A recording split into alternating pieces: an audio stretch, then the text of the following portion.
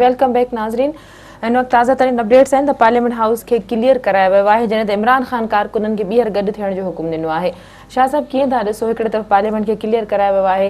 चौधरी निसार साहब brief कयो आहे, ॿिए तरफ़ इमरान ख़ान ॿीहर पंहिंजे कारकुननि खे गॾु थियण जे लाइ चई रहियो आहे। तव्हां सम्झो था त मूड में न आहिनि एहतजाज कंदड़ जेके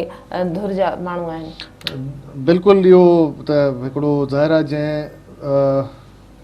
सोचे सम्झे आया ऐं सोची सम्झी ई जेके तक़रीरूं उन्हनि कयूं आहिनि ऐं कारकुननि खे जेको आहे उन्हनि इश्तिहाल में आणे ऐं वठी विया आहिनि हिन पासे। हाणे उन्हनि खे बि निभाइणो आहे, जेका सरकार हुकूमत आहे उनखे बि निभाइणो आहे। चौधरी निसार साहब ऐं ख्वाजा आसिफ़ साहब ऐं ख्वाजा साद रफ़ीक साहब जूं ॻाल्हियूं ॿुधी ईअं थो लॻे त हू जेको आहे हुननि जे लाइ हिकिड़ो आसान खेल आहे ऐं हुननि खे इहो थो लॻे त हीउ मामिलो जेको आहे जल्दी जेको आहे पंहिंजे अंजाम ताईं पहुचंदो ऐं हुकूमत खे लोॾो न ईंदो। जेको हुननि जे टोन में लॻे थो ॾाढा मज़ेदार क़िस्म जा बीपर्स था ॾियनि। छड़ो हिकिड़ो राणा सनावला साहब आहे जेको थोरो चिड़ी थो वञे, एंकर्स खे घटि वधि बि ॻाल्हाए थो वञे ऐं इल्ज़ाम बि हणे थो, पर हीअ जेके ट्रैक वाण आहिनि मरकज़ी उहे उन्हनि जा जेके बीपर्स मां ॿुधाइनि ब्रेक में असां मॉनिटर जेको कयो आहे त उहो ॾाढा पुरुमीद आहिनि, कॉन्फिडेंट आहिनि त मामिलो जेको आहे अंडर कंट्रोल आहे। शायदि हिकिड़ी शइ उन्हनि खे ख़बर आहे त हीअ जेके मुज़ाहिरीन आहिनि, जेके मुज़ाहिरो कंदड़ आहिनि, उहे पुलिस सां त थोरो विड़ी पदा पर फ़ौज जो एतिराम करे था वञनि। जीअं त तव्हां ॾिठो ख़बरुनि में त पार्लियामेंट हाउस में अंदरि जॾहिं फ़ौज उन्हनि खे चए थी अॻिते न वधो त उहो नथा वधनि ऐं वापसि था हली वञनि। ऐं हिकिड़ी ॻाल्हि त आहे हिते त फ़ौज सां हीउ मुक़ाबिलो नथा करे सघनि ऐं फ़ौज बि टॉलरेट न कंदी। पर इन करे हुकूमत मुतमइन आहे, इन करे हुकूमत फ़िलहालु मुतमइन आहे। पर ॾिसो न, ॻाल्हि इहा आहे त जॾहिं मामला अॼु शाम ताईं जंहिं पासे वञनि पिया, ओचितो जेको इहो फ़ैसिलो करणु ऐं निकिरी पवणु ऐं हर शइ जेका आहे मतिलबु लाइमल पंहिंजो जेको आहे ॿुधाए लाइमल ते हलाइणु सभिनी खे, उहो बि थोरो उनखे ॾिसणो पवंदो, ॾाढो केयरफुली ॾिसणो पवंदो। हींअर त कॉमेंट नथा करे सघूं, पर सुभाणे ताईं उहा सूरत वाज़े थी वेंदी त थी सघे थो त जीअं फ़ौज जी ट्रैकड़ी वारे किरदार बाबति जेके बयान अची विया, मौक़िफ़ अची विया हुकूमती फ़ौज जा ऐं ॿियनि धुरनि जा, ईअं सुभाणे हिकिड़ो ॿियो बि। पर शाह साहब, आर्मी चीफ 24 कलाकनि जो जेको ॿिन्ही धुरनि खे इंतज़ारु करण जो चयो, वक़्तु घुरियो, त उनखे त हाणे 24 कलाकनि खां वधीक टाइम गुज़री चुको आहे, उन ॻाल्हि जो छा थियो? हा, मतिलबु हुनखे 24 कलाक न 36 कलाक थी विया हाणे त, ऐं उहो हीउ नतीजो आहे जेको साम्हूं तव्हां ॾिसो था फ़ैसिलो ऐं इन्हनि धुरनि पारां, इमरान ख़ान ऐं ताहिरुल क़ादरी साहब पारां। ऐं पोइ वरी हुन सां गॾु जेके हम ख़्याल आहिनि, चौधरी शुजात हुसैन साहब थी वियो, परवेज़ इलाही साहब थी वियो, शेख रशीद साहब थी वियो, मजलिस वदल मुस्लिमीन जा अॻवान थी विया ऐं ॿिया केतिरा ई अॻवान। त मूंखे अञा बि लॻे थो त थोरो जेको आहे स्क्रिप्ट जेको पढ़ण में थोरी ग़लती थी आहे किथे न किथे। थी सघे थो त एज़ इट इज़ न हुयो मामिलो, पर उहो निकिरी वियो ॿिए पासे। पर हाणे इहो जेको बि तव्हां ॾिसो था, जंहिंसां ॻाल्हायूं था, त उहो इहो ई ॻाल्हि साम्हूं थी अचे त काफ़ी हाणे आसिफ़ ज़रदारी साहब जे हवाले सां बि हिकिड़ो बयानु साम्हूं आयो त अञा बि वक़्तु नाहे वियो ऐं ॻाल्हियुनि जे ज़रिए मुज़ाकरात अञा बि थी सघनि था।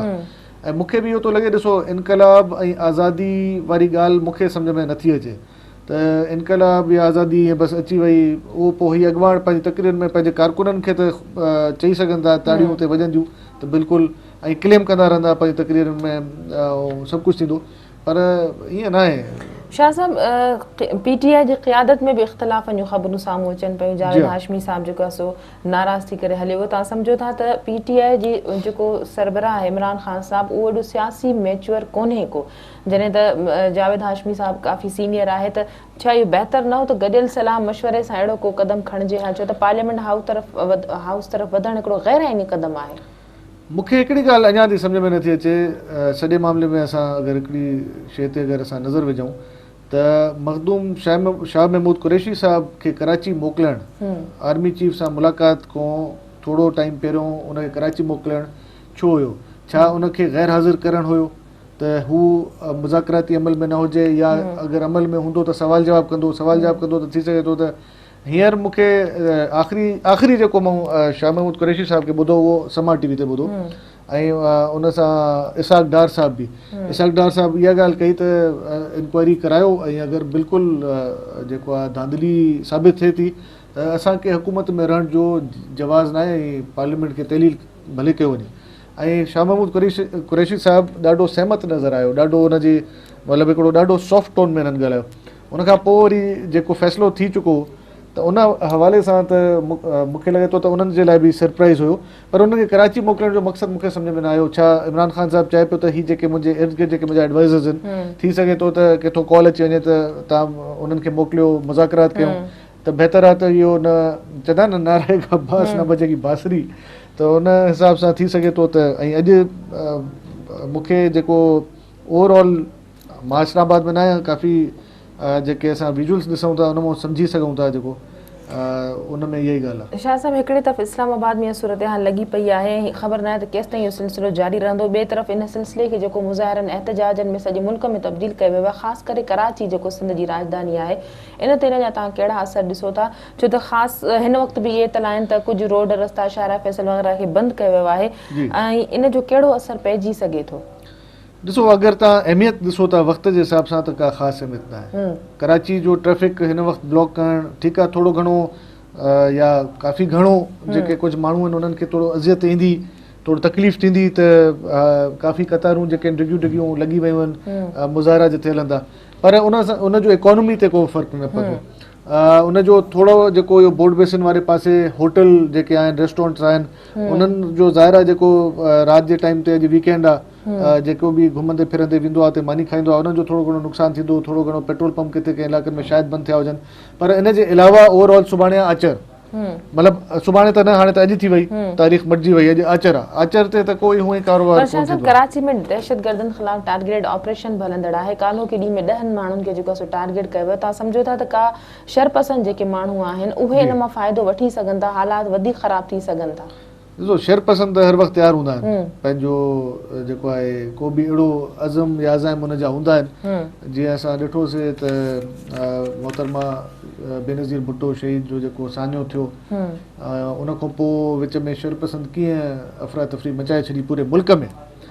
त इहो इम्कान ज़ाहिर आहे हिन भेरे बि थी सघे थो त कुझु हालतुनि जो फ़ाइदो जेको आहे कुझु धुरियूं खणी सघनि थियूं। पर अञा बि इहो चइजे त खणी असां जेको एडिशनल आई जी आहे सिंध जो, कराची जो पंहिंजो ग़ुलाम क़ादिर थेवो साहिबु, उन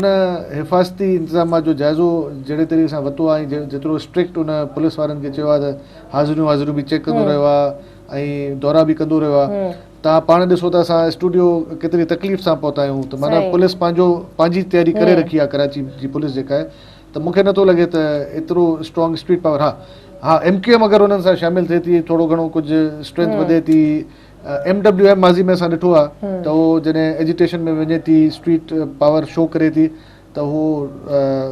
अॻिते वधी थी वञे। ऐं आख़िरी तव्हांखे यादि हूंदो त अमेरिकन जेको काउंसिल खानो आहे अमरीकी, उन में हू घिरी करे अमरीकी परचम उन्हनि लाहे करे ऐं पंहिंजो हुनखे बाहि बि ॾिनी, त हीअ कामयाबु थिया। ॾिसणो पवंदो त हुनजो मूड ओवरऑल छा आहे। पर बहितर हो त इस्लामाबाद जी जेका सूरत हाल आहे उनखे उते ई निपटाए वञे, हा, सॼे मुल्क में दायरे खे न वधाए वञे। हा, ज़ाहिर आहे हिकिड़ो पॉइंट ऑफ नो रिटर्न ते जॾहिं हालात अची वेंदा आहिनि त उनजो जेको चवंदा आहिनि न त बाहि जिते लॻंदी आहे पोइ पिखिड़जी पवंदी आहे, पूरे जंगल खे पंहिंजी लपेट में। इमरान राजड़, सिंध टीवी न्यूज़ इस्लामाबाद जो नुमाइंदो असां सां लाइन ते आहे। इमरान, छा सूरत हाल ॾिसो पिया तव्हां? जी, हिन वक़्तु त काफ़ी सूरत हाल कशीदगी वारी आहे। जॾहिं तव्हां ॿुधाईंदो रहां त इहे काफ़िला जीअं ई वज़ीर आज़म हाउस ॾांहुं रवां थिया हुआ त उन वक़्तु पाकिस्तान अवामी तहरीक जा जेके कारकुन हुआ उहे अॻिते हुआ, ऐं पाकिस्तान तहरीक इंसाफ़ जा जेके कारकुन हुआ उहे पोइते रहिजी विया हुआ, छाकाणि त जेका एलिट क्लास बि पाकिस्तान तहरीक इंसाफ़ जे धरणे में उहा सभु जीअं ई इमरान ख़ान साहिबु ऐलान कयो त अॻिते वधियो वेंदो, त उनखां पोइ पोइते अची वई ऐं वापसि पंहिंजे घरनि ॾांहुं रवाना थिया। छाकाणि त इहे मक़ामी माण्हू आहिनि जेके रोज़ानी शाम जो ईंदा आहिनि। उनखां पोइ कुझु पठाण उन्हनि सां गॾु हुआ जेके KPJ खां उन सां गॾु आया हुआ, लॉन्ग मार्च में, ऐं लाहौर खां कुझु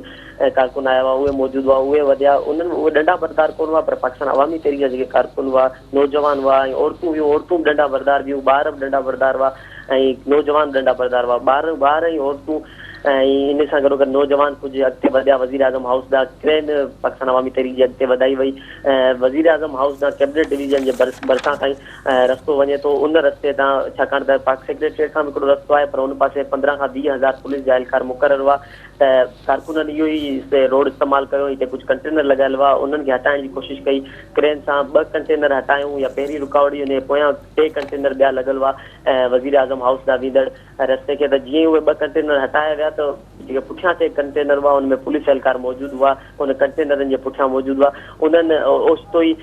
रबड़ गैस रबड़ जूं गोलियूं हलाइण शुरू कयूं ऐं उन सां गॾोगॾु शेलिंग बि शदीद कई वई इन सां औरतूं ऐं ॿारड़ा काफ़ी ज़ख़्मी थिया ऐं नौजवान जेके हुआ उहे बि काफ़ी ज़ख़्मी थिया ऐं भगदड़ मची वई ऐं पुलिस पारां लाठी चार्ज बि उन ई मौक़े ते कई वई इमरान हिन वक़्तु केतिरा माण्हू मौजूदु आहिनि केतिरा ई कारकुन ज़ख़्मी थिया केतिरा ई अस्पताल पहुचाया विया औरतूं ॿार ज़ख़्मी थिया आहिनि हिन वक़्तु केतिरा कारकुन मौजूदु आहिनि छा कारकुन वापसि वञी रहिया आहिनि जी बिल्कुल न हींअर हज़ारनि जी तादाद में कारकुन हिते शारा दस्तूर ते मौजूदु आहिनि जंहिंमां कुझु कारकुन पार्लियामेंट हाउस में बि दाख़िल थिया पार्लियामेंट हाउस जो जेका ग्रिल हुई उहा बि तोड़ी वई ट्रक जे ज़रिए ऐं पोइ कारकुन उहे पार्लियामेंट हाउस जे अहाते में अंदरि दाख़िल थिया उन खां पोइ कुझु देरि खां पोइ इमरान ख़ान साहिब इहो ऐलान कयो त कारकुन जेके पार्लियामेंट हाउस में दाख़िल थिया आहिनि उहे ॿाहिरि अची वञनि असांजी मंज़िल पार्लियामेंट हाउस कोन्हे ॿाहिरि अचनि उन खां पोइ हिन वक़्तु जेका शारा दस्तूर आहे जेको डी चौक हो जिते पहिरियां इहे ॿई धरना ॾिनल हुआ उते हज़ारनि जी तादाद में कारकुन जमा थियणु शुरू थिया आहिनि औरतूं बि आहिनि ॿारड़ा बि आहिनि पहिरीं कारकुननि जी कोशिशि हुई त कैबिनेट डिवीजन लाइ तरफ़ वधियो वञे पर उते काफ़ी शदीद शेलिंग कई पई वञे पुलिस पारां जंहिं करे इहे कारकुन सभई पोइते अचिया आहिनि ऐं पोइते अची हीअं डी चौक ते मौजूदु आहिनि जॾहिं पुलिस पारां इहा ई कोशिशि आहे त हिननि खे डी चौक खां बि उथारियो वञे ऐं वापसि हिननि खे हितां खां रेड ज़ोन मां ई ॿाहिरि कढियो वञे पर कारकुन हिन वक़्तु डी चौक ते मौजूदु आहिनि रबड़ जूं गोलियूं कारकुननि ते हलायूं वञनि पियूं सिधियूं ऐं उन खां सवाइ शेलिंग बि शदीद कई पई वञे पर उन जे बावजूदि हज़ारनि जी तादाद में कारकुन हिन वक़्तु हिते मौजूदु आहिनि जी इमरान तव्हांजे ज़ख़्मी थियण जा इतला बि असां ताईं पहुता हुआ जी बिल्कुल जंहिं वक़्तु ये कंटेनर हटाया विया पे तो उन वक़्तु आऊं बि उते मौजूदु हुअसि ऐं मुंहिंजो कैमरामैन बि उते मौजूदु हो पर अचानक शेलिंग थी ऐं रबड़ जूं गोलियूं हलायूं वई त उन पुलिस पारां लाठी चार्ज कई वई असां पुलिस जे भर में ई मौजूदु हुआसीं त पंजाब पुलिस जा कुझु एहलकार हुआ उन्हनि पारां डंडा वसाया विया साफ़िन मथां कुझु ॿिया बि साफ़ी हुआ असां समेत उन्हनि मथां बि इहे लठूं हयूं वयूं उन्हनि खे पर कुझु ई देरि खां कुझु लठूं हयूं वयूं उन खां पोइ जॾहिं असां ॿुधायो मीडिया खां आहियूं त पोइ वफ़ाक़ी पुलिस जा कुझु एहलकार आया पोइ उन्हनि पंजाब पुलिस जे एहलकारनि खे चयो त मीडिया खां हिननि खे वञणु ॾिनो वञे हिननि खे छॾियो पोइ उन खां पोइ असांखे छॾियो छाकाणि पंजाब पुलिस जा एहलकार उन वक़्तु काफ़ी कावड़ में नज़र पिया आहियूं उन्हनि खे ॿुधायो त मीडिया खां आहियूं असां पर उन जे बावजूदि हुननि चयो तव्हांखे त असांखे छॾिणो ई न आहे तव्हां मीडिया खां आहियो इलाही ॾींहंनि खां तव्हांखे बर्दाश्त कयूं पिया हाणे तव्हांखे न आहे छॾिणो इमरान इहो ॿुधाइजो त तव्हां उते अखियुनि ॾिठा जेको हाल अहवाल मंज़र तव्हांजे साम्हूं आहिनि जॾहिं जेका क़यादत आहे पाकिस्तान अवामी तहरीक ऐं पाकिस्तान तहरीक इंसाफ़ जी उन्हनि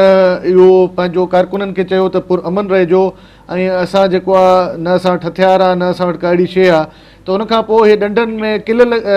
जेके लॻल डंडा या जेके पंहिंजो इहो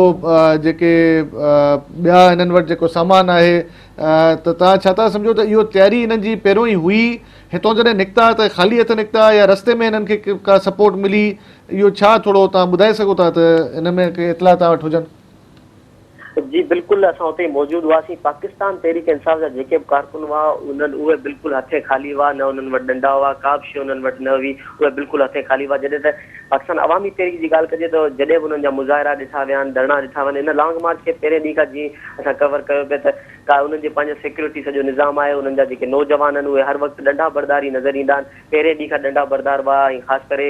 जीअं ई रेड ज़ोन में ई दाख़िल थिया त पोइ औरतूं बि डंडा बरदार हुयूं ॿार बि डंडा बरदार हुआ पर कंहिं बि मौक़े ते इहे डंडा कंहिं मौक़े ते उन्हनि पारां तशदुद वारी ॻाल्हि न कई वई पर ख़ाली उन्हनि जो इहो ई चवणो जॾहिं उन्हनि सां ॻाल्हि ॿोल थी त बसि तव्हां डंडा छो खयो बीठल आहियो त उन्हनि जो इहो ई चवणो त असां पंहिंजी हिफ़ाज़त जे लाइ इहे डंडा खयां आहिनि असांजो को बि इरादो कोन्हे त तशदुद कयो वञे पर ख़ाली पंहिंजी हिफ़ाज़त जे लाइ इहे कारकुन वधिया डंडा बरदार हुआ कारकुन कुझु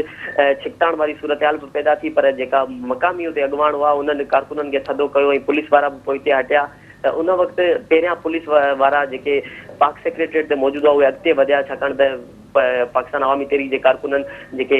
पाक कैबिनेट डिवीजन वटि जेके कंटेनर लॻल हुआ उहा हटाइण जी कोशिशि कई त पुलिस वारा उन्हनि जी तरफ़ चहलकदमी कई त कारकुन थोरो अॻिते वधिया जेके डंडा बरदार कारकुन हुआ नौजवान उहे अॻिते वधिया त पुलिस वारा ओचितो पोइते थिया उनखां पोइ अचानक ओचितो पुलिस पारां जेको आहे पहिरियां शेलिंग कई वई ऐं हुन खां पोइ रबड़ जूं गोलियूं हलाई वयूं ऐं इन सां गॾोगॾु फायरिंग कई वई, रियल बुलेट्स हलाया विया, काफ़ी कारकुननि जेके ज़ख़्मी थिया आहिनि, रतो रत ज़ख़्मी थिया आहिनि ऐं हिकु ॾंड लाठी चार्ज में काफ़ी कारकुननि जा मथा पिणु फाड़िया विया आहिनि। जॾहिं त उन खां पोइ कारकुन जेके हिते मौजूदु हुआ उन्हनि पारां हिते रेड ज़ोन में जेका ग्रीन बेल्ट हो हुनखे बाहि ॾिनी वई, छाकाणि त शेलिंग थी रही हुई त हुन बाहि सां हुननि बाहि जी मदद सां हुननि पंहिंजे अखियुनि खे सेका पिणु पिए। जॾहिं त इन खां सवाइ जेके हुते पत्थर मौजूदु हुआ उहे पत्थर टोड़िया विया ऐं पथराव पिणु पुलिस ते कयो। जॾहिं मां ॿुधाईंदो वञा की शुरूआति पुलिस तरफ़ां कई वई ऐं पोइ जेके कारकुन हुआ पाकिस्तान अवामी तहरीक जा उहे काफ़ी पुरअमन नज़र आया पियो उन वक़्तु बि, ऐं ख़ासि करे जेके मक़ामी अॻुवाण हुआ उन्हनि काफ़ी इहा हिदायतूं जारी कयूं पियूं त पुरअमन रहिजो ऐं पोइ हिते हटो, अॻियां न अचो, अॻियां पुलिस एहलकारनि उन्हनि सां असांखे कोन्हे मुआदो अटकाइणो, असांजी मंज़िल वज़ीर आज़म हाउस आॾो आहे ऐं वज़ीर आज़म हाउस जी इमारत में बि न आहे वञिणो। जी इमरान, तव्हां पंहिंजी पेशा वाराना जेके ज़िम्मेदारियूं आहिनि ऐं नाज़रीन ताईं तव्हां ख़बरूं पहुचायो पिया, पर तव्हां पंहिंजो ख़्यालु रखिजो ऐं SOPs खे ज़रूरु फॉलो कजो ऐं असांजे नाज़रीन खे अपडेट तव्हां कयो। वॾी महिरबानी तव्हांजी। शाह साहब, लॻे थो त छिकताइण वारी सूरतहाल ॿिन्ही पासनि खां अञा आहे ऐं या कुझु वक़्त ताईं अञा बरक़रार रही सघे थी? छिकताइण वारी सूरत हाल त अञा बि ॾिसो त बस नथी थिए। जीअं असां ॿुधूं था त थोरो डराई अचे थी त वरी हिकिड़ो नओं दस्तो पहुची थो वञे, वरी पुलिस हाणे त ॾिसो न IG जेको आहे जेको निगरान IG आहे इस्लामाबाद जो, उन त पुलिस खे हिदायतूं जारी करे छॾियूं आहिनि त तव्हां जेको बि तव्हांखे अचे, ऐं गिरफ़्तारियूं इलाही थी चुकियूं आहिनि। इहे इतलात बि आहिनि त अस्पताल में बि वञी जेके ज़ेर इलाज आहिनि, ट्रीटमेंट वठनि था पिया, फर्स्ट मेडिकल एड वठनि था पिया, जेके ज़ख़्मी कारकुन आहिनि उन्हनि खे बि उतां गिरफ़्तार कयो वियो आहे ऐं 100 जी तादाद में कयो वियो आहे। त IG जो जेको टोन जेको लॻो ब्रीफ जेको हुन मीडिया सां ॻाल्हायो थोरी देरि पहिरियों ब्रेक में, त उहो इहो ई हो त नो सरेंडर नो रिट्रीट, मतिलबु त असां पोइ हिते न हटंदासीं, असां जेको आहे पंहिंजे सब्र तहमुल जो मुज़ाहिरो कंदासीं, पर जेको बि थोरो अॻिते वधियो ऐं प्रोटेस्ट कयो या थोरो को अहिड़ो भञकड़ी कई जेको उन्हनि पारां, त उनखे सुठे नमूने मुंहुं ॾिबो ऐं उहो मुंहुं ईअं ई था ॾियनि त जेको हुन चयो त असांजी तरफ़ां को बि असलो इस्तेमालु न थियो आहे। हा, बिल्कुलु आंसू गैस जेको हुन चयो त ॻोड़ा गैस जेको आहे उहो बिल्कुलु हुन जा शेल जेके आहिनि उहे फायरिंग उहे कया। शाह साहब, इन जो एंड तव्हां कीअं थींदे ॾिसो था? छा इहो मुमकिन आहे इन तरह जा जेके ज़रिए वटां इतला अचनि पियूं त मुमकिन आहे त इमरान ख़ान ऐं डॉक्टर क़ादरी खे गिरफ़्तार कयो वञे? जी, इहो मुमकिन बि आहे ऐं अगरि गिरफ़्तारी थी बि वञे थी त हिन में को हर्ज न आहे। हुनजी वजह इहा आहे त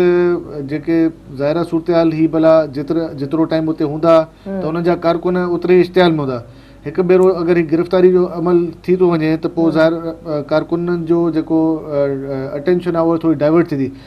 एहतजाज जी मुज़ाहिरो वरी बि जारी रहंदो, पर उनजो थोरो घणो हिकिड़ो चवंदा न ग्रेविटी जेको हूंदो आहे, सेंटर ऑफ ग्रेविटी आहे, उहो छिकिजी वेंदो ॿिए पासे त कारकुननि जो बि सॼो जेको हूंदो ध्यानु उहो ओॾे हलियो वेंदो। पर मां सम्झां थो त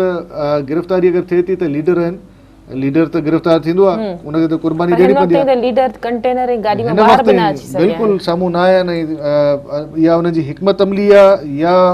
हुननि जी बुज़दिली आहे, बुज़दिलाना हुनजो अमल आहे। सिक्योरिटी प्रॉब्लम ॾिसो न हूंदो आहे। हिकु दफ़ा तव्हां फ़ैसिलो कयो, तव्हां जॾहिं तव्हां बि तकरीर कयो था ऐं पंहिंजे कारकुननि खे अवाम खे चओ था त लबैक चओ ऐं नारो हणो, त पोइ तव्हां पाण बि त उनखे लीड कयो न। हाणे इहा हिकमत अमली ॾिसो, हिकमत अमलियूं इन्हनि मौक़नि ते ॿिए क़िस्म जूं हूंदियूं आहिनि, इहे न हूंदियूं आहिनि त तव्हां पाण बुलेट प्रूफ जेको आहे उन में कंटेनर या गाॾी में वेही रहो ऐं कारकुन तव्हांजा ज़ख़्मी थियनि, औरतूं जेके तव्हांजूं ज़ख़्मी थियनि। इमरान ख़ान साहिबु जॾहिं इहो ऐलान कयो हुयो, अॻिते जॾहिं उहे वधनि पिया त औरतूं तव्हां पोइते रहो, त मूंखे हिकिड़ी ॻाल्हि जी ख़ुशी थी त इमरान ख़ान साहिबु घटि में घटि इहो उनजे अंदरि हिकिड़ो ज़र्फ़ आहे जो करे थो। पर असां ॾिठो आहे जेको हाणे उहो उन में ज़ाहिरा कुझु औरतूं उन्हनि जूं बि आहिनि, पर वधीक औरतूं जेके आहिनि उहे पाकिस्तान अवामी तहरीक जूं आहिनि। अलामा डॉक्टर ताहिरुल क़ादरी साहिबु अगरि इस्लाम जी ॻाल्हि करे थो ऐं काफ़ी हू पंहिंजा जेके बि हुनजा ख़ुतबा या ख़िताब हूंदा आहिनि उन में हू चवे थो त मां इस्लाम जी इलाही घणी जेका आहे मां ॼाण रखां थो ऐं मूंखां अची जेको आहे माण्हू डिग्रियूं जेके तस्दीक कराईंदा आहिनि, त मूंखे ॾेखारियो त किथे बि अगरि हुजे त मासूम ॿार ऐं अफ़सोस जी ॻाल्हि आहे त केतिरा ई ॿार जंहिंजे माउ पीउ जी बि का ख़बर न आहे, लावारिस हालत में हिन वक़्तु अस्पताल में ज़ख़्मी पियल आहिनि। ट्रांसमिशन जो सिलसिलो जारी रहंदो, जीअं जीअं असांखे अपडेट्स ईंदा रहंदा पंहिंजे नाज़रीन खे आगाह कंदा रहंदासीं। पर हिन वक़्तु वक़्तु थियो आहे न्यूज़ ब्रेक जो, हलूं था न्यूज़ स्टूडियो तरफ़।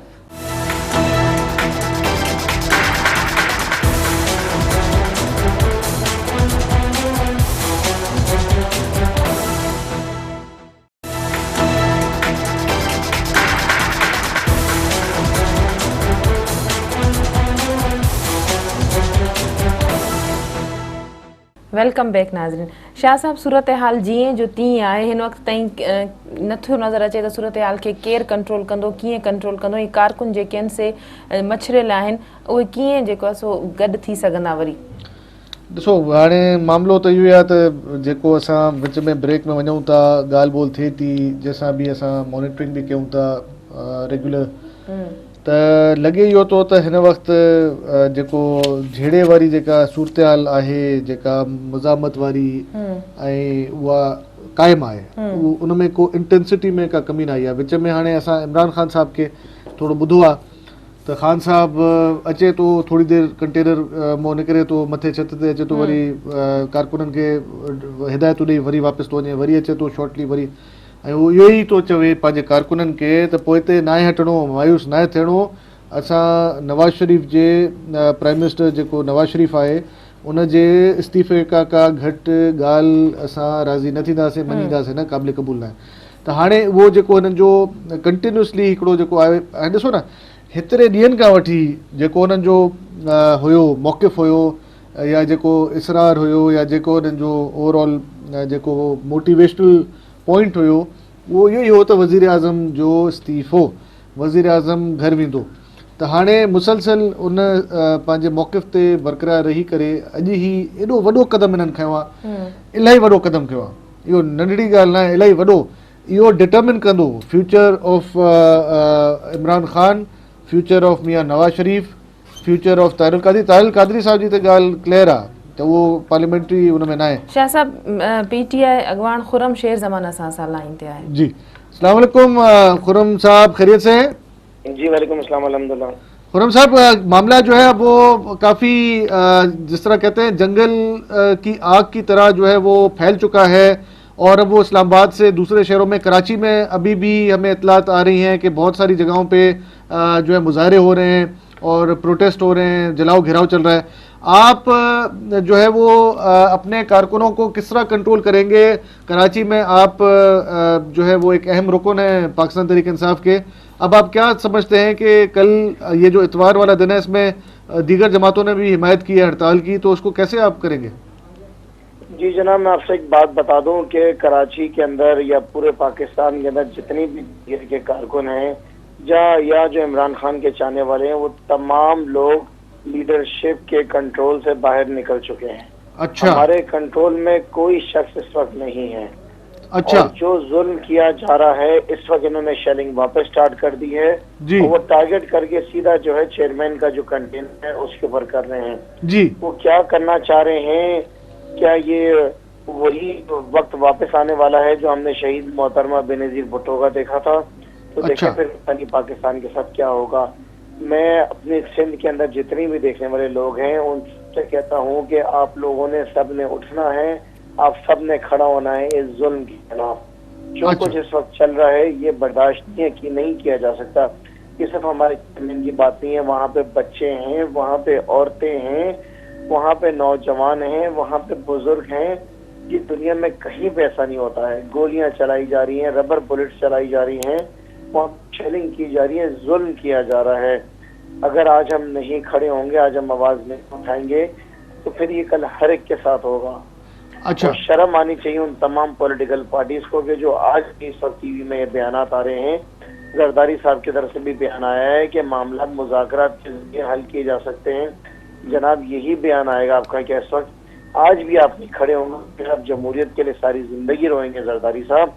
आज भी आप क्या नवाज शरीफ साहब का साथ दे रहे हैं, उस करब वजीर आजम का नवाज जरदारी साहब साथ दे रहे हैं कि जो रेगिंग करके आया, निजाम को खरीद कर आया। जी, जरदारी साहब, आप ही ने कहा था कि आरोज का इलेक्शन है, हम तो अपने हक के लिए खड़े हुए हैं, हमने कोई नहीं मारा, हमने कुछ नहीं करा। आज ये जुल्म हमारे साथ हो रहा है। जरदारी साहब, अब तमाशा देख रहे हैं, ये कल आपके साथ भी होगा। अच्छा,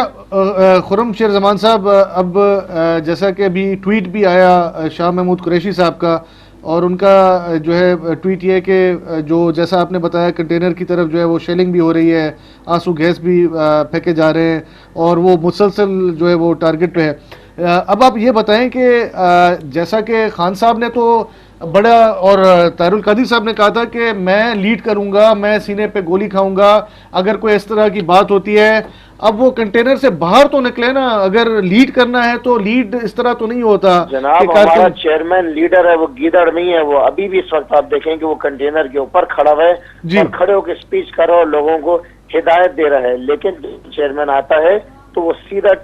کنٹینر کی چھت کے اوپر ٹارگٹ کر کے جو ہے وہ آنسو گیس پھینکتے ہیں. آپ کو احساس ہے, آپ کو خیال ہے کہ وہ کتنا بڑا لیڈر ہے؟ پاکستان کے اندر 2nd نمبر سب سے زیادہ لارجسٹ ووٹس اس کو ملے ہیں. وہ دنیا میں اس کی کیا حیثیت ہے, اس کی کیا اہمیت ہے؟ اگر آپ بھی ایک پاکستانی ہیں تو آپ بتائیں کہ کیا وہ سنسیئر لیڈر ہے یا وہ نہیں ہے. اگر آپ کو موقع ملے گا 4 لوگوں کو ووٹ دینے کا تو آپ کس کو ووٹ دیں گے؟ خرم صاحب اس وقت تو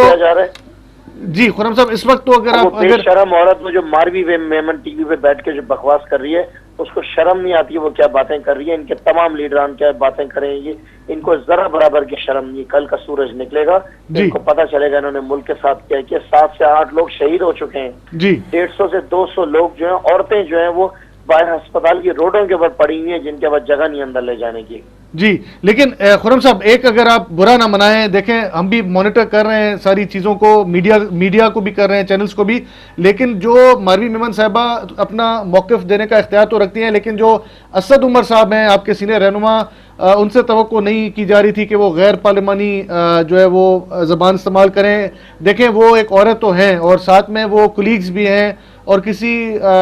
کو حق نہیں ہوتا کہ وہ اس طرح جو ہے وہ بہت ذاتیات پہ انہوں نے بات کی ہے. ٹھیک ہے وہ اپنا موقف دے رہی ہیں, آپ بھی اپنا موقف دے رہے ہیں, جیسے آپ کو بھی سنا جا رہا ہے اس وقت, تو تھوڑا صبر ہوتا ہے. موقف دینے کا طریقہ تو دیکھیں گے, ان کا موقف دینے کا طریقہ کیا ہے. دیکھیں بالکل صاف بات ہے, جو کچھ ہوا ہے جو کچھ ہے وہ پوری دنیا اپنی آنکھوں سے ٹی وی کے اندر دیکھ رہی ہے. کس طریقے سے لوگوں کے اوپر شیلنگ کی جا رہی ہے, کس طرح عورتوں کو ڈنڈے مارے جا رہے ہیں. کل میں نے آپ سے کہا نا کہ جب صبح ہوگی تو آپ کو پتہ چلے گا کہ کتنے لوگ شہید ہوئے ہیں, کتنے لوگ زخمی ہوئے ہیں. پھر میڈیا کو بھی ہوش آئے گا کہ وہ کیا ہو رہا ہے اور کیا نہیں ہو رہا ہے. سب کچھ نظر آ رہا ہے. دیکھیں کوئی چیز چھپائی نہیں جا سکتی ہے. ظلم جو ہو رہا ہے یہ پوری دنیا بیٹھ کے دیکھ رہی ہے, اور اس نواز شریف جو وزیر اعظم یہ سمجھتا ہے کہ ان چیزوں سے بچ جائے گا. میں کہتا ہوں پاکستان مسلم نون نے اس ہستی کے اوپر سے اپنا نام و نشان آج جو ہے وہ ہٹا دیا ہے. پوری دنیا ان کے اوپر تھو تھو کر رہی ہے.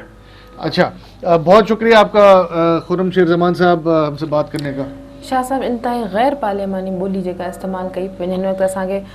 जेका नज़र पई जे मुख़्तलिफ़ चैनल्स ते बि ऐं असां पाण बि तव्हां हिन जो ज़िक्र कयो. तव्हां सम्झो था त खुरम हींअर पाण ज़िक्र कयो त कारकुन असांजे वस में न आहिनि. जेकॾहिं कारकुन वस में न आहिनि, कारकुननि खे बेलगाम छॾियो वियो आहे, इट मीन्स त पोइ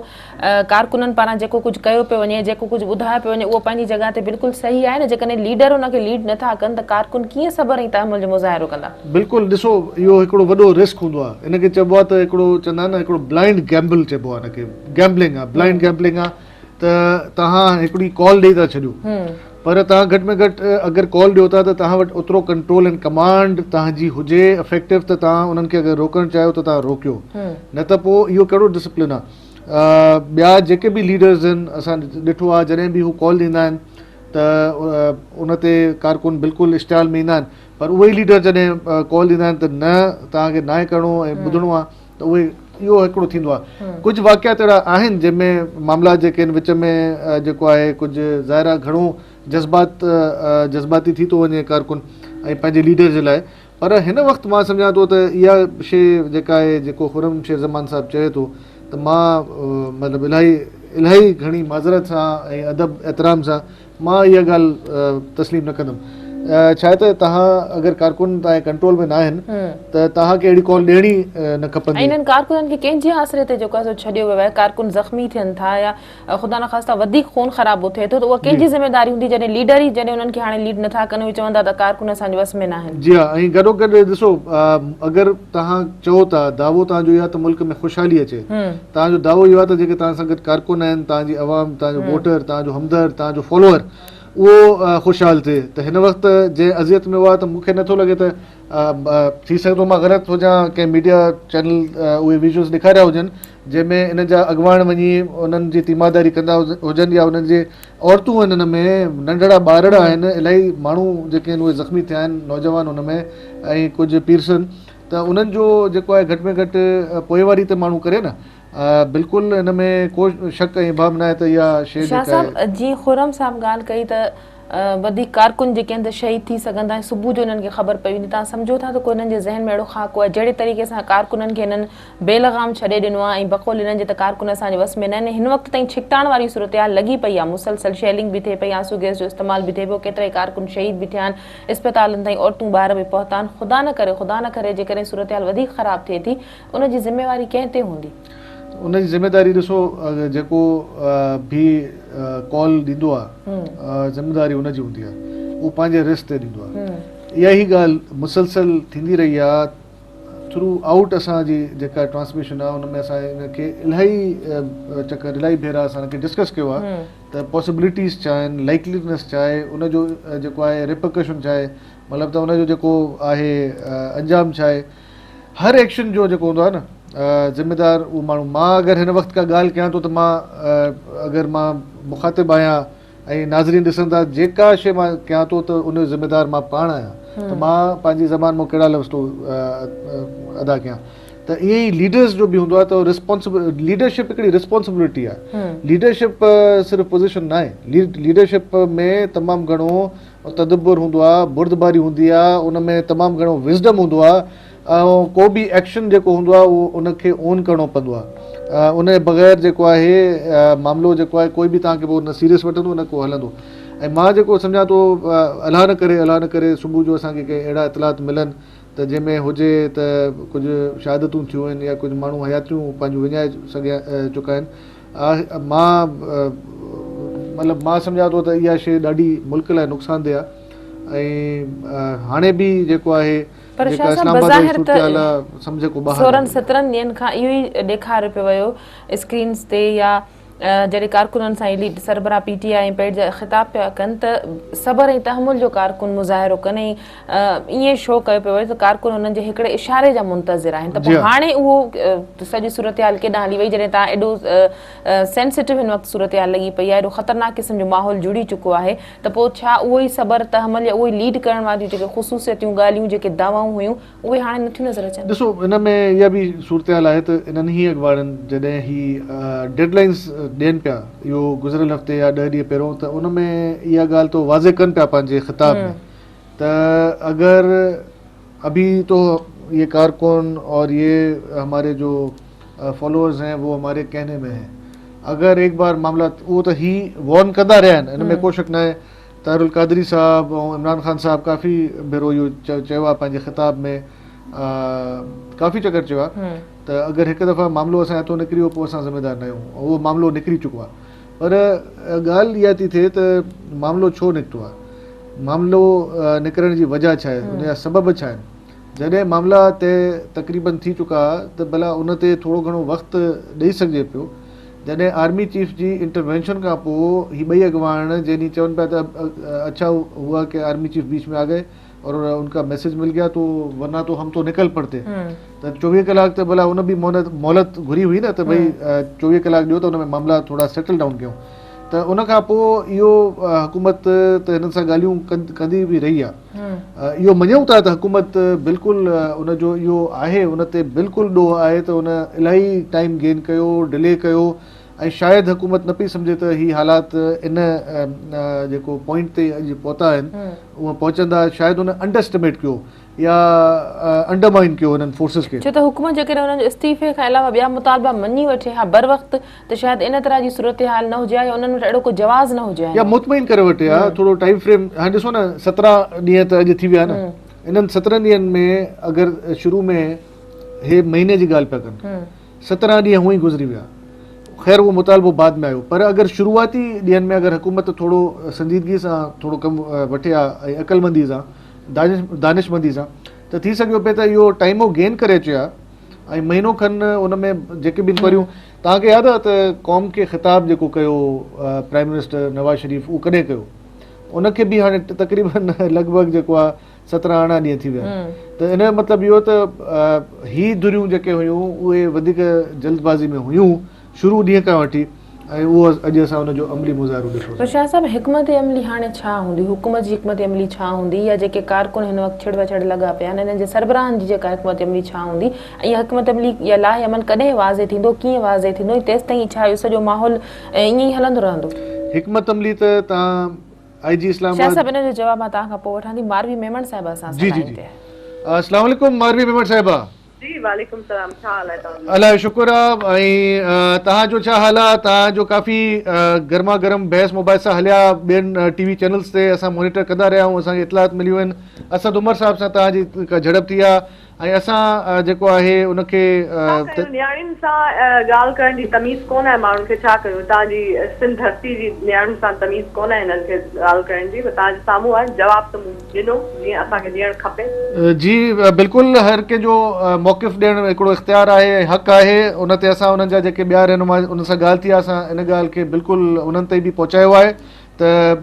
जेको आहे इहा गैर पार्लिमानी ॿोली न ॻाल्हाई वञे हा त बहितर हुयो। हुननि जो ॾोह कोन आहे, छो करे हुननि जा जेका क़ाइदीन आहे हू बि सॼो ॾींहुं राति सुबुह शाम 15-20 ॾींहंनि खां साॻी ॻाल्हि पिया कनि, जो हुननि जा भई मथां हाणे ख़राब थी विया आहिनि। हुननि खे जेकी तरबियत मिली आहे हू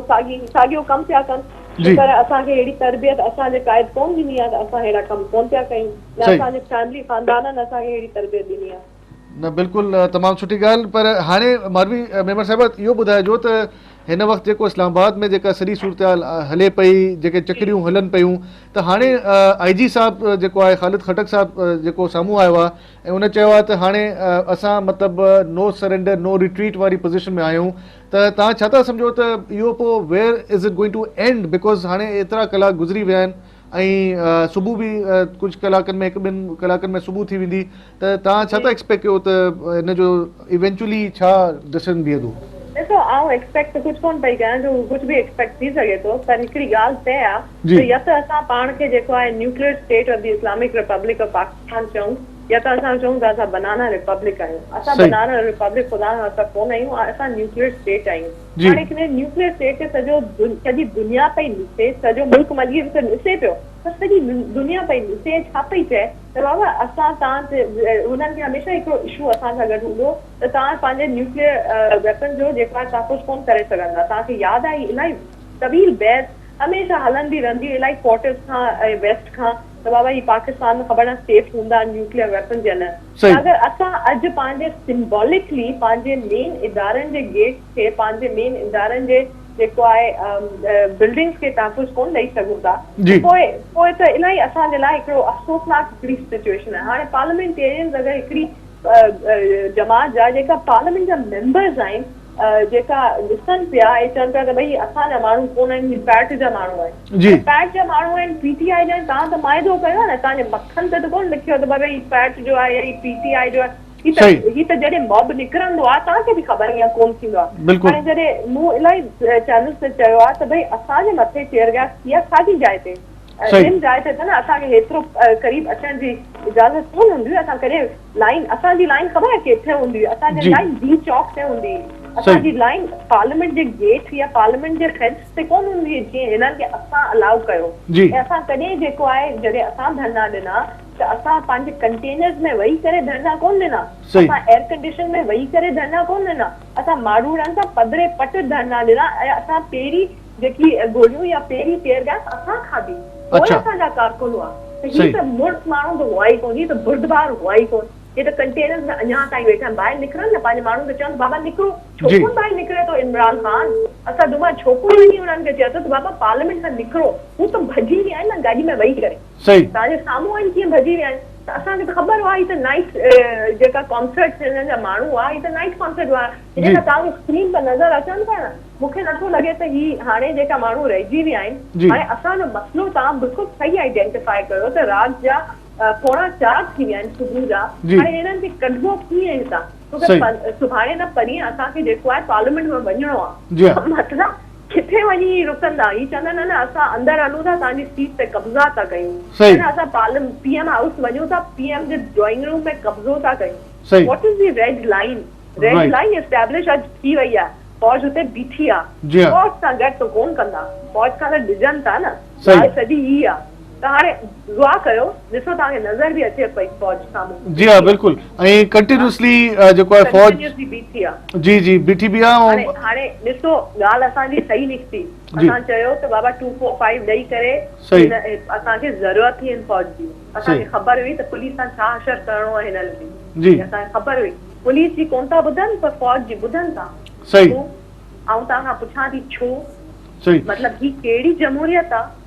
असां सां गॾु ॻाल्हि ॿोल केस सां कोन था कनि चवनि था असां ॻाल्हि ॿोल कंदा फौज जे ज़रिए पोइ असां चयो ठीकु आहे पोइ असां इजाज़त ॾिनी फैसिलिटेशन जी फौज खे पोइ ISPR बि साॻी ॻाल्हि कई हाणे ॻाल्हि असां बि आऊं बि साॻी ॻाल्हि सोचां पई चार थियनि पिया भई ही केतिरो हलंदो जेतिरो जल्दी थी सघे इन एरिया खे क्लियर आउट करणु असांजो फर्ज़ आहे छो करे जेतिरो टाइम लॻंदो हू वधीक असां जेको आहे मोखरी थींदी सॼी दुनिया में सॼे मुल्क में जेको ही कमु कनि पिया हाणे जेको अल्ताफ हुसैन जेको कॉल ॾिनी आहे तव्हांजे ख़्याल में सही कॉल ॾिनी आहे एनार्किस्ट सां गॾु मिली करे तव्हां त पार्लियामेंट जो हिसो आहियो हर माण्हू खे हिन वक़्तु कंडेम करण जी ज़रूरत आहे आऊं किथे कराची में आहियां हिन वक़्तु आऊं किथे हुई त हुते मूंखे माण्हू इज़त हुआ हुननि जो असां पीपल आहियूं पर असां इलाही ख़ुशि आहियूं त हिननि खे हाणे well they used an unparliamentary word I can't use that on television असांखे ही जेको थिए पियो हिननि सां ख़ुशि हुआ हुननि चयो असां पीपल आहियूं पर असां ख़ुशि आहियूं त ही छा हिननि सां थिए पियो छो की घणो थियो माण्हू चाहिनि था बाबा हितां निकिरनि था असां बि वञी कमु कयूं न ऐं कीअं तव्हां मूंखां तव्हां सवाल थी पुछां कीअं मंडे जी शाम आऊं ख़ुर्शीद शाह साहब सभु पार्लियामेंटेरियन कीअं वञी कमु कंदा अगरि ही साम्हूं बीठा आहिनि ही जंगजू हाल में वेठा आहिनि गोलियूं पयूं हलनि ईअं त कोन थींदो आहे न बिल्कुलु कमु त करणु ॾियो या त चाहिनि था त बाबा कम ई न कनि थी त हिननि खे पार्लियामेंट्री इलेक्टोरल रिफॉर्म्स त मिली विया हिननि खे हर शइ प्लेट ते मिली वई 6 लॻे ही जीत हुई हिननि जी 6 लॻे अगरि ही टैक्टिकली रिट्रीट कनि हा त बाबा असांखे हर शइ मिली वई आहे हाणे रेज़िग्नेशन कोन थी मिले पर असांखे जेकी शइ आहे पार्लियामेंट्री रिफॉर्म्स इलेक्टोरल रिफॉर्म्स असांखे मिली वई आहे हाणे असां घर था हलूं जाइ ते धरने जो एंड थींदो आहे तव्हांजो ऑब्जेक्टिव फुलफिल थी वेंदो आहे हिननि जो ऑब्जेक्टिव इलेक्टोरल रिफॉर्म हो ई कोन हिननि जो ऑब्जेक्टिव हो बाबा गोड़ कयो अच्छा बारी साहब हिकिड़ी ॻाल्हि ॿुधाइजो त